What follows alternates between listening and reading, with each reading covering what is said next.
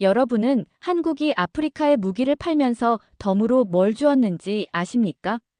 바로 혁명을 일으킬 무기보다 강한 그 무언가를요. 총알 한 발로는 적 한 명만 쓰러뜨리지만 이것 하나로는 나라 전체를 바꿔버렸거든요. 도대체 뭐길래 이런 일이 벌어진 걸까요? 지금부터 이 믿을 수 없는 이야기를 들려드리겠습니다. 이야기 시작하기 전에 좋아요와 구독 꼭 부탁드려요. 안녕하세요. 저는 하버드 대학교 국제개발학과 교수 에마누엘 오코에입니다. 아부자 군사기지에 도착한 그날, 저는 기자들과 고위 장교들 사이를 비집고 들어가며 한국에서 도입된 최신 군사장비들을 살펴보았어요. 눈앞에 펼쳐진 광경은 정말 압도적이었습니다.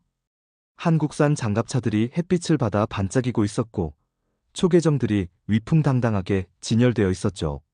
나이지리아 국방부는 이번 도입을 대대적으로 홍보하고 있었습니다.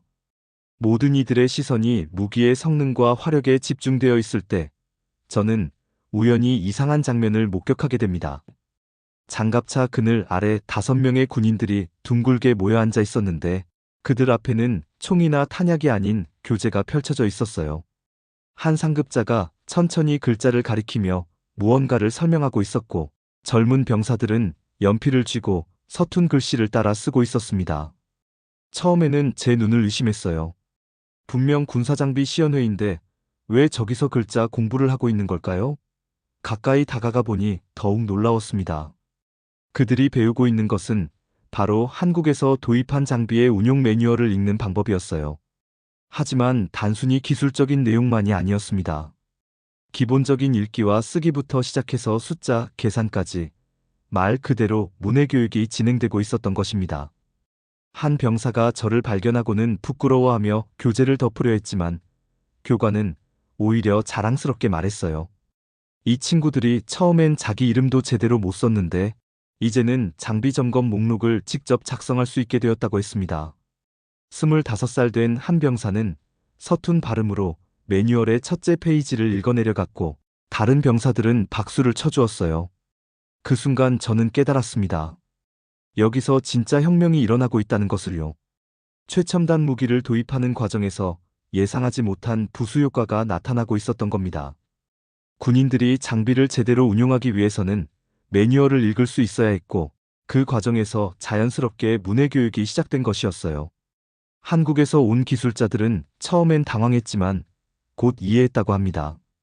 20년간 문맹으로 살아온 한 중사는 제게 이렇게 말했어요. 전에는 명령만 따르면 됐지만 이제는 스스로 읽고 판단해야 한다고요. 그게 처음엔 두렵기도 했지만 이제는 자신감이 생겼다고 했습니다. 저는 노트를 꺼내 이 장면을 자세히 기록하기 시작했습니다. 나이지리아 군인들이 한국제 장갑차 옆에서 글자를 배우고 있다는 이 놀라운 현실을요. 군인이 글자를 배우고 있다니 이게 무슨 광경인가 싶었지만 곧 이것이 앞으로 펼쳐질 놀라운 이야기의 시작이라는 걸 알게 되었습니다. 이틀 후 저는 군 교육 담당 장교인 아데미 중령을 만날 수 있었습니다. 그는 처음엔 조심스러워했지만 곧 마음을 열고 솔직한 이야기를 들려주었어요. 중령은 25년간 군 복무를 해온 베테랑이었지만 이런 경험은 처음이라고 했습니다. 교수님, 솔직히 말하면 처음엔 의심이 많았어요. 우리 병사들 중 상당수가 문맹이라는 걸 알고 있었지만 그게 큰 문제라고 생각하지 않았거든요. 명령만 잘 따르면 된다고 여겼죠. 아데미 중령의 얼굴에는 당시를 회상하는 복잡한 표정이 스쳐갔습니다.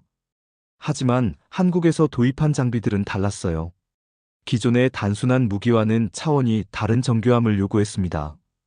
디지털 디스플레이에 나타나는 상태 정보를 읽어야 했고 복잡한 점검 절차를 거쳐야 했어요. 무엇보다 안전 수칙을 정확히 이해하지 못하면 사고가 날 위험이 있었습니다. 첫째 주에만 해도 병사들이 매뉴얼을 뒤집어 들고 있더군요. 중령이 쓴웃음을 지으며 말했습니다. 그때 깨달았어요. 아무리 좋은 무기라도 제대로 다룰 줄 모르면 고철덩어리에 불과하다는 걸요. 교육은 매일 오후 2시간씩 진행되었습니다. 처음엔 10명 정도의 자원자만 참여했지만 점차 늘어나기 시작했어요. 가장 큰 변화는 병사들이 직접 매뉴얼을 읽을 수 있게 된 순간부터였습니다.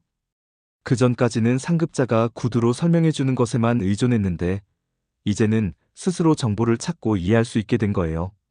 26살의 오비 상병은 특히 인상적이었습니다. 그는 농촌 출신으로 학교를 제대로 다니지 못했지만 석 달 만에 기본적인 읽기와 쓰기를 익혔어요. 처음엔 글자가 그냥 선과 동그라미의 조합 같았는데 이제는 의미를 가진 말로 보입니다라고 그가 말했을 때 저는 교육의 진정한 힘을 느꼈어요. 더 놀라운 건 병사들의 자신감 변화였습니다.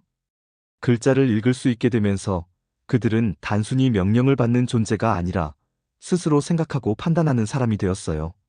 장비 점검 보고서를 직접 작성하고 문제점을 발견하면 적극적으로 보고하기 시작했습니다. 아데미 중령은 제게 이렇게 말했어요.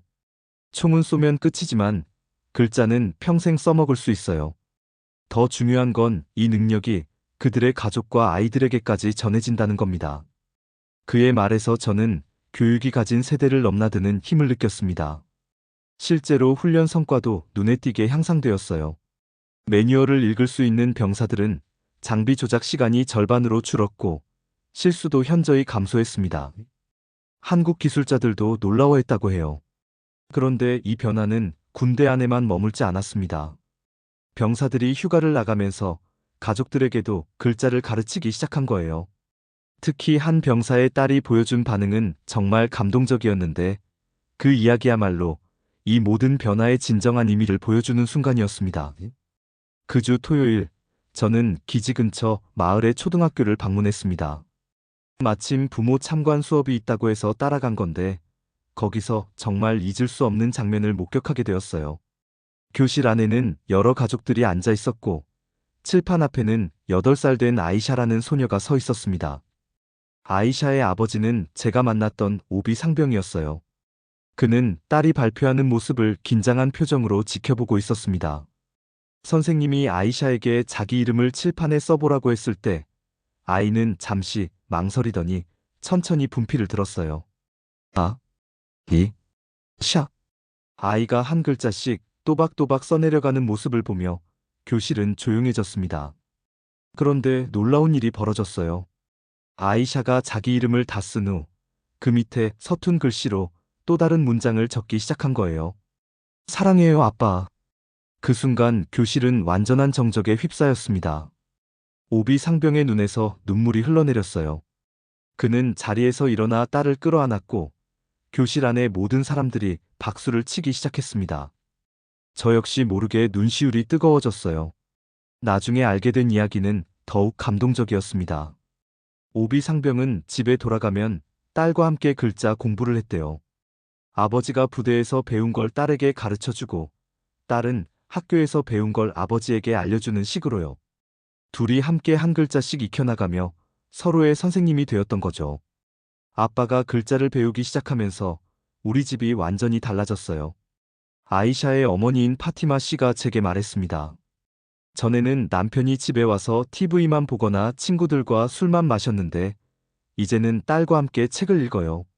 아이도 아빠를 더 존경하게 되었고요. 더 놀라운 건 이런 변화가 아이샤 가족만의 이야기가 아니었다는 점이에요. 기지 주변 마을의 여러 가정에서 비슷한 일들이 벌어지고 있었거든요. 아버지들이 자녀와 함께 공부하면서 가족 관계가 개선되고 아이들의 학습 의욕도 높아졌습니다.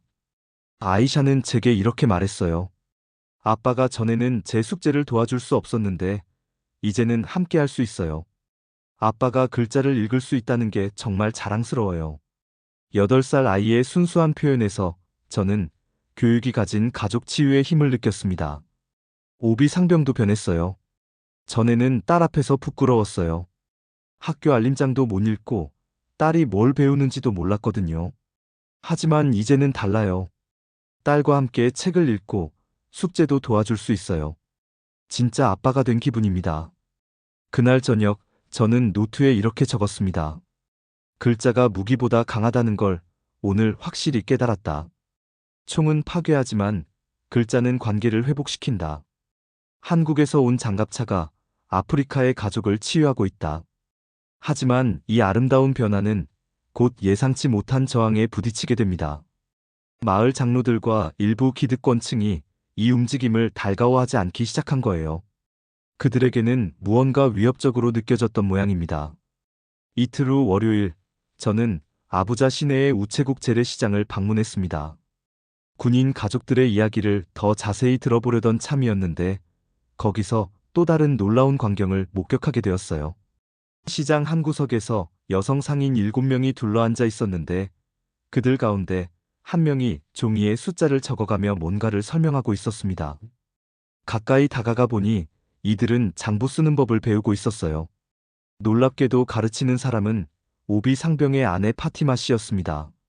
남편에게서 배운 글자와 숫자를 이웃 상인들에게 전해주고 있었던 거죠. 전에는 장사를 해도 얼마나 벌었는지, 얼마나 썼는지 정확히 몰랐어요. 야채를 파는 아이샤트 씨가 제게 말했습니다. 머릿속으로만 계산하다 보니 늘 손해를 봤죠. 돈을 빌려줘도 누가 얼마를 빌려갔는지 기억하기 어려웠고요. 하지만 이제는 달랐어요. 상인들이 직접 매출과 지출을 기록하기 시작하면서 장사가 체계화되었습니다. 어떤 물건이 잘 팔리는지, 언제 손님이 많이 오는지, 원가는 얼마이고 순이익은 얼마인지 정확히 파악할 수 있게 된 거예요. 45살의 파틴 씨는 천장사를 하는데 글자를 배운 후 매출이 30%나 늘었다고 했어요. 예전에는 도매상들이 말하는 가격을 그냥 믿을 수밖에 없었는데 이제는 직접 계산서를 확인해요. 속임수를 당하지 않게 되었죠. 더 인상적인 건 이들의 협력 방식이었습니다. 글자를 먼저 배운 사람이 다른 사람들을 가르치고 함께 장부를 정리하며 서로 도와주고 있었어요. 경쟁 관계였던 상인들이 학습 공동체로 변모한 겁니다. 이제 아무도 우리를 속이지 못해요. 과일을 파는 젊은 상인 비소라 씨가 웃으며 말했습니다. 계산기 없이도 거스름 돈을 정확히 계산하고 도매상과 거래할 때도 당당해졌어요. 시장 분위기도 완전히 바뀌었어요. 전에는 각자 자기 일만 하던 상인들이 이제는 함께 모여 공부하고 서로의 장사 노하우를 공유했습니다. 오후 2시부터 4시까지는 시장 한 구석이 자연스럽게 교실로 변했어요. 특히 인상적이었던 건 이들이 만든 공동장부 시스템이었습니다. 서로 물건을 외상으로 주고받을 때도 정확히 기록하고 월말에 함께 정산하는 방식을 개발한 거예요. 이전에는 기억에만 의존해서 분쟁이 자주 일어났는데 이제는 그런 일이 거의 없어졌다고 했습니다. 노년층 상인들도 변화에 동참했어요. 60살이 넘은 마마 은고지 할머니는 손자보다 늦게 글자를 배우기 시작했지만 포기하지 않았어요. 이 나이에 뭘 배우냐고들 했지만 죽기 전에 내 이름이라도 제대로 써보고 싶었어요. 그런데 이런 변화가 모든 사람에게 환영받는 건 아니었습니다. 기존의 상인들의 무지를 이용해 이익을 챙기던 일부 중간 상인들과 대금업자들이 불편해하기 시작했거든요. 상인들이 똑똑해지면서 자신들의 부당한 수익 구조가 드러나게 된 거죠. 더 큰 문제는 이 움직임이 사회 전반의 기득권 구조를 흔들기 시작했다는 점이었습니다. 교육받지 못한 사람들을 통제하던 기존 질서가 무너지고 있었어요. 변화의 바람이 거세질수록 저항 세력들의 반발도 커져만 갔습니다. 그 주 목요일, 저는 충격적인 소식을 들었습니다. 시장의 문해교육 모임이 갑자기 중단되었다는 거였어요. 무슨 일인지 알아보려고 파티마 씨를 찾아갔더니 그녀의 얼굴에는 근심이 가득했습니다. 교수님, 큰일 났어요. 어제 시장관리사무소에서 사람이 와서 우리 모임을 당장 그만두라고 했어요. 파티마 씨의 목소리는 떨리고 있었습니다. 허가받지 않은 집회라면서 계속하면 시장에서 쫓아내겠다고 위협했거든요. 더 자세한 이야기를 들어보니 상황이 심각했어요.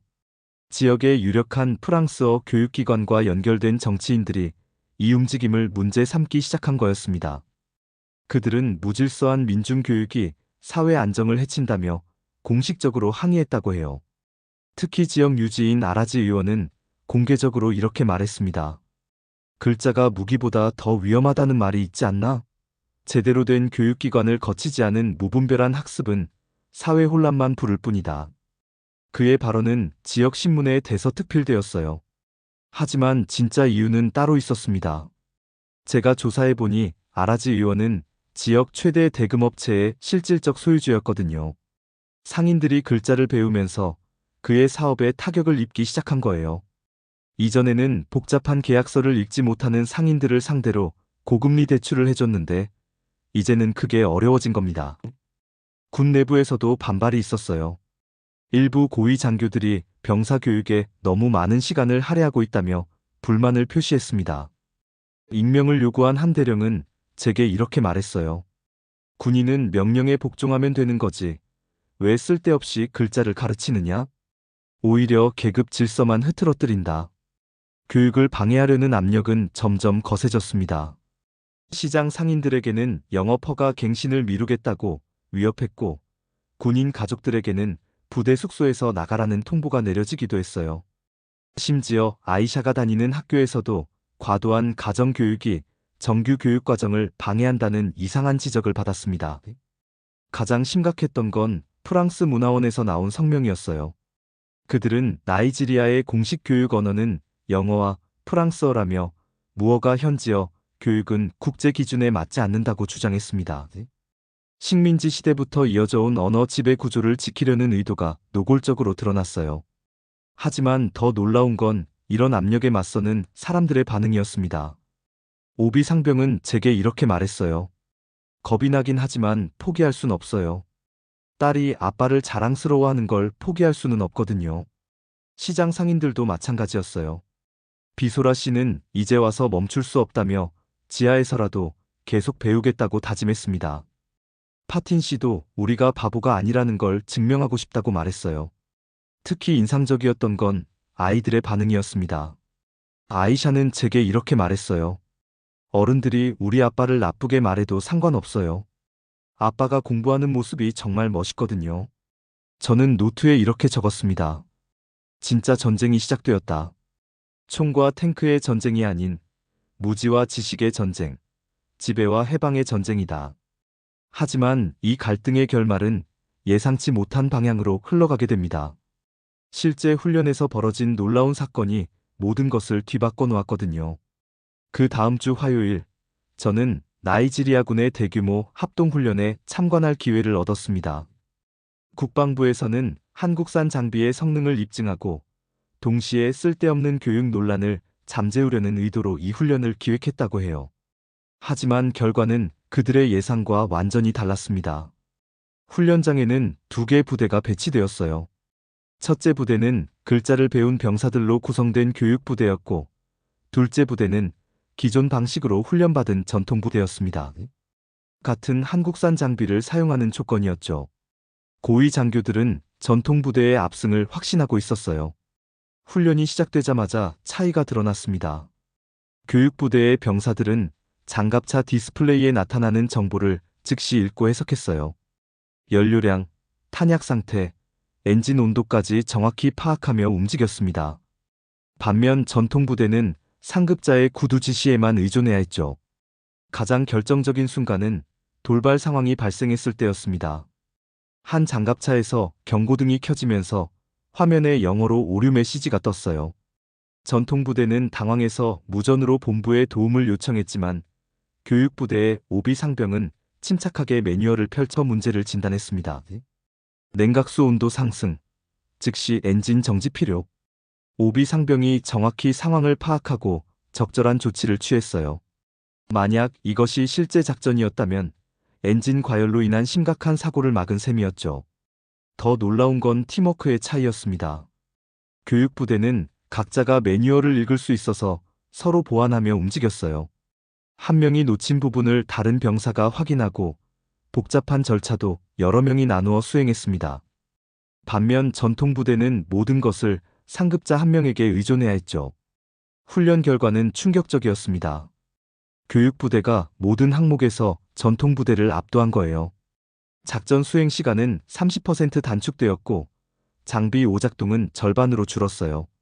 무엇보다 안전사고가 전혀 발생하지 않았습니다. 구경하던 한국 기술자는 제게 이렇게 말했어요. 솔직히 믿기지 않아요. 같은 장비인데 사용하는 사람에 따라 이렇게 차이가 날 줄 몰랐거든요. 매뉴얼을 제대로 읽을 수 있다는 것만으로도 이런 결과가 나오다니요. 가장 극적인 순간은 모의 전투 상황이었어요. 교육부대는 적의 위치를 정확히 파악하고 장비의 모든 기능을 활용해서 전술적 우위를 점했습니다. 특히 통신 장비를 통해 받은 좌표 정보를 즉석에서 해석하고 대응하는 능력이 뛰어났어요. 참관하던 아데미 중령조차 놀라며 말했습니다. 지휘관으로서 이런 경험은 처음이에요. 병사들이 스스로 생각하고 판단하니까 작전의 유연성이 완전히 달라졌어요.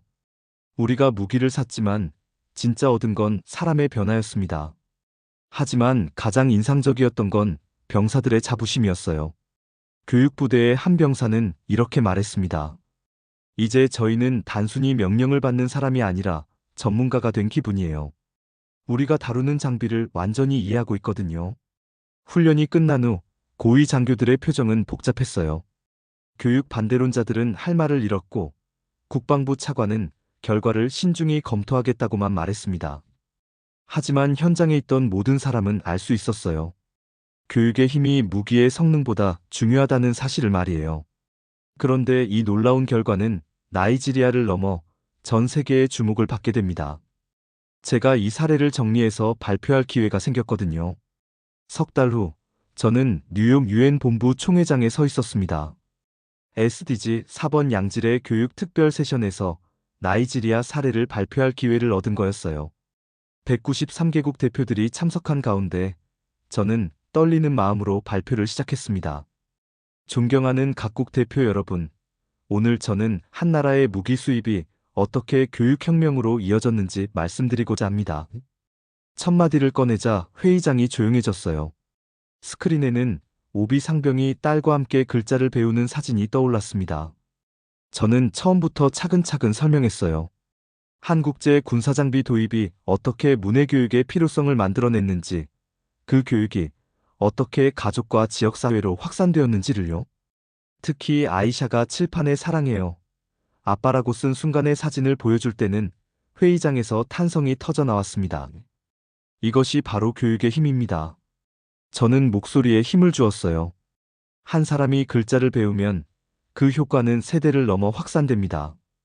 아버지가 배우면 딸이 더 열심히 공부하고 어머니가 배우면 이웃들도 함께 배우기 시작합니다. 시장 상인들의 변화에 대해 말할 때는 실제 장부 사진들을 보여줬어요.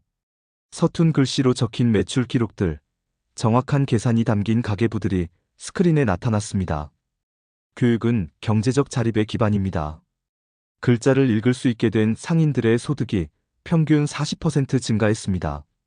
가장 극적인 순간은 군사훈련 결과를 발표할 때였어요. 교육받은 부대와 그렇지 않은 부대의 성과 차이를 보여주는 그래프가 나타나자 여러 국가 대표들이 서로 눈을 마주쳤습니다. 특히 군사력 강화에 관심이 많은 개발도상국 대표들의 반응이 뜨거웠어요. 여러분, 이것은 단순한 교육 성과가 아닙니다. 저는 발표의 핵심으로 들어갔어요. 이것은 한국이 나이지리아에 무엇을 진짜로 수출했는지 보여주는 사례입니다. 한국은 무기를 팔았지만 실제로는 가능성을 수출한 겁니다. 스크린에는 훈련장에서 찍은 오비 상병의 모습이 떠올랐어요. 그가 매뉴얼을 읽으며 장비를 점검하는 진지한 표정, 그리고 성공적으로 임무를 완수한 후에 자랑스러운 미소까지 담긴 사진이었습니다. 한국의 무기는 전투력을 담고 있지만 한국의 글은 인간의 존엄을 담고 있습니다. 이 말을 할 때 저 자신도 감정이 북받쳐 올랐어요. 무기는 적을 무력화시키지만 교육은 사람을 일으켜 세웁니다. 회의장 곳곳에서 고개를 끄덕이는 모습들이 보였어요. 특히 아프리카 국가 대표들의 반응이 뜨거웠습니다. 가나 대표는 메모를 열심히 적고 있었고 케냐 대표는 동료와 무언가를 논의하고 있었어요. 마지막 슬라이드에는 아이샤가 최근에 쓴 장문이 나왔습니다. 내 꿈은 선생님이 되는 것입니다. 아빠처럼 다른 사람들에게 글자를 가르쳐주고 싶어요. 8살 아이의 순수한 글이 스크린에 떠오르자 회의장은 완전한 정적에 휩싸였습니다. 이것이 진정한 지속 가능 발전입니다. 저는 발표를 마무리했어요. 한 세대의 교육이 다음 세대의 꿈이 되고 그 꿈이 또 다른 변화를 만들어내는 선순환 말입니다. 발표가 끝나자 회의장이 기립박수로 가득 찼습니다. 몇몇 대표들의 눈에서는 눈물이 흘러내렸어요. 특히 인상적이었던 건 한국 대표단의 반응이었습니다. 그들도 자신들의 무기 수출이 이런 결과를 가져올 줄은 몰랐다는 표정이었거든요. 질의응답 시간에 브라질 대표가 손을 들었어요. 교수님, 이 사례를 다른 나라에도 적용할 수 있을까요? 저는 확신을 갖고 대답했습니다. 물론입니다. 중요한 건 기술이 아니라 사람에 대한 믿음입니다. 그날 밤 호텔방에서 저는 나이지리아에 있는 오비 상병에게 영상통화를 걸었어요. 그는 딸 아이샤와 함께 있었는데 둘이 나란히 앉아 책을 읽고 있었습니다. 교수님, 전 세계 사람들이 우리 이야기를 들었다고요? 그의 목소리에는 믿을 수 없다는 어조가 섞여 있었어요. 유엔 발표 이후 나이지리아로 돌아온 저는 놀라운 변화를 목격했습니다. 국제적 관심이 쏟아지면서 나이지리아 정부도 더 이상 이 교육 운동을 막을 수 없게 된 거예요. 오히려 적극적으로 지원하기 시작했습니다. 가장 먼저 변한 건 언론의 태도였어요. 기존의 무질서한 민중교육이라고 비판하던 매체들이 이제는 나이지리아의 기적이라고 보도하기 시작했습니다. 특히 현지 최대 일간지인 데일리 트러스트는 첫면에 오비 상병과 아이샤의 사진을 크게 실으며 한국은 무기가 아닌 미래를 수출했다는 제목으로 특집 기사를 냈어요. 아부자 시내 곳곳에서 자발적인 문해교육 모임들이 생겨났습니다. 교회, 모스크, 시장, 심지어 버스 정류장까지 어디든 사람들이 모여 글자를 배우는 모습을 볼 수 있었어요. 정부는 뒤늦게 국민 문해력 향상 캠페인을 공식 출범시켰지만 이미 민간에서 시작된 열기를 따라가기에도 벅찬 상황이었습니다.